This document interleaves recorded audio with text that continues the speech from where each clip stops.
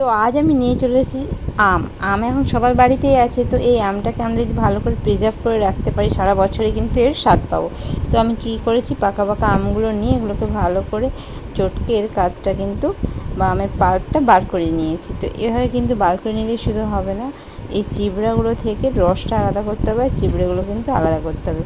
এইটাকে আলাদা করে আমি ছাঁকনি দিয়ে আমের যে রসটা এটা কিন্তু বার করে নিয়েছি। এভাবে আস্তে আস্তে করে সব রস বার করে নিয়ে কড়াই দিয়ে হালকা আঁচে কিন্তু এটাকে গরম করতে হবে।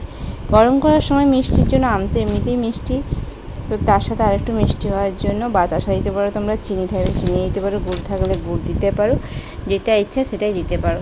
দিয়ে আস্তে আস্তে ফোটাতে হবে। তা এই পাতলা আমের রসটা কিন্তু আস্তে আস্তে ঘন হবে। তো ঘন গাঢ় হয়ে গেলে থালায় ঘি বা তেল মাখিয়ে একটু রোদে দিয়ে এই গাঢ় আমের রসটাকে ওর উপরে দিয়ে দেবে। এবার রোদ ভালো হলে 1 দিন কিংবা 2 দিনে কিন্তু এটা শুকনো হয়ে যাবে। এই আমের রসটা শুকনো হয়ে গেলে তোমরা এবারে এটাকে যেভাবে পারো পিস করে কাটতে পারো, নাহলে গোল গোলভাবেও কাটতে পারো। তো এই আমসত্ত্ব কিন্তু সারা বছর রেখে দিলে সারা বছরই থেকে যাবে। তোমরা আমের স্বাদটা সারা বছরই পাবে এই আমসত্ত্ব থেকে। এভাবে আমি কেটে নিলাম পিস পিস।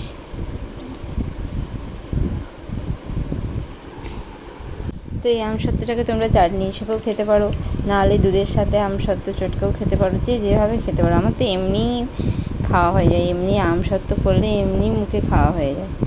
তো তোমরা যেভাবে খুশি সেভাবেই খেতে পারো। অবশ্যই ট্রাই করো আর জানিও।